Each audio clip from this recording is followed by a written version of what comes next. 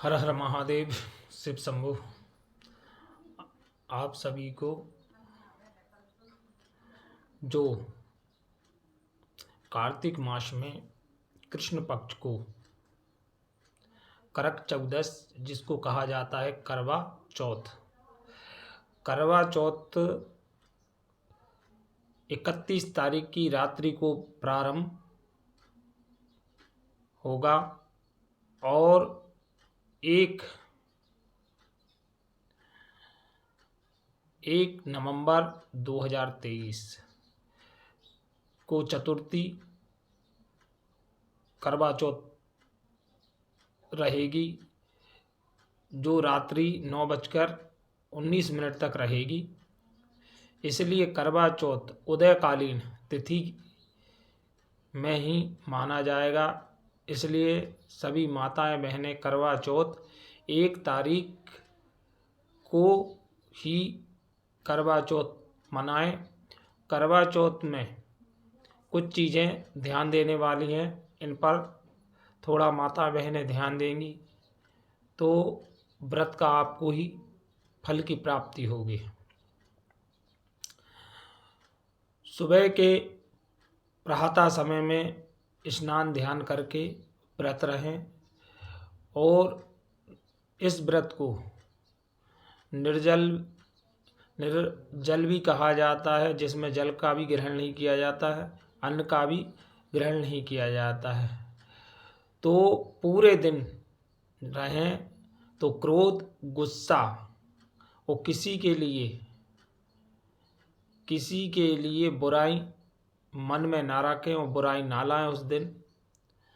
साथ ही क्योंकि ये व्रत पति के लिए माना जाता है, तो उस दिन से लेके आप एक मन में संकल्प करें कि हमारा व्रत जब ही संपूर्ण माना जाएगा जब पति के लिए आप कोई भावना नहीं लाएंगी हीन, उनके लिए ईर्ष्या द्वेष ना लाएं, कभी ऊंची आवाज़ में ना बोलें। ऐसे ही पति को भी चाहिए कि हमारी पत्नी हमारे स्वस्थ और दीर्घायु के लिए ये व्रत रखती है, तो इस व्रत में उसका सहयोग करें। और व्रत होता है मन से, व्रत का कोई भाव नहीं होता, न व्रत कहीं वेद पुराण में लिखा है कि आप व्रत रखेंगे तो ये चीज़ होगी। व्रत का महत्व होता है मन के द्वारा व्रत रहना। व्रत होता है संकल्प, क्योंकि मन का संकल्प जो रखता है वही उसका परिपूर्ण फल प्राप्त होता है।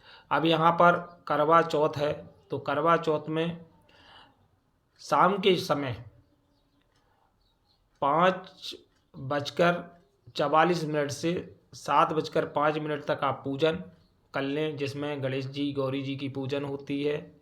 फिर इसके बाद पूजन होने के बाद चंद्रमा को अर्घ आदि दें जब उदय हो जाए, क्योंकि चंद्र उदय अलग अलग क्षेत्रों में, क्योंकि भारतवर्ष है तो चंद्र उदय अलग अलग जगहों पे अलग अलग समय अनुसार होता है, जहाँ पर जैसा भी हो। कुछ जगहों पर 8:26 से प्रारंभ होगा, तो ये समय निर्धारित नहीं हो सकता कि आप एक जगह का समय निश्चित कर सकते हैं। इसलिए चंद्र उदय हो जाए जैसे ही तो अर्घ दें, पूजन करें और विधि विधान से आप पूजन करें और फिर इसके बाद अपने पति देव की पूजन करें और अपना उनके हाथों द्वारा जल पीकर व्रत खोलें।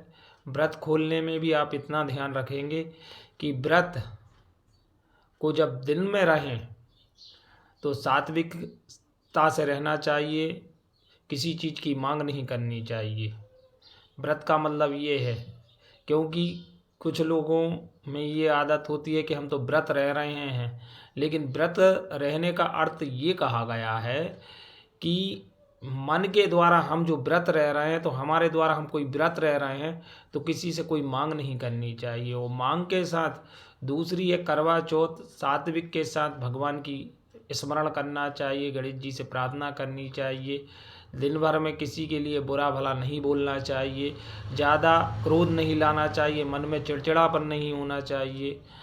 तो करवा चौथ आप 1 तारीख नवंबर को रह सकते हैं, इस दिन मना सकते हैं। यही व्रत आपके पति के लिए स्वस्थ और दीर्घायु के लिए और कल्याण के लिए रहता है।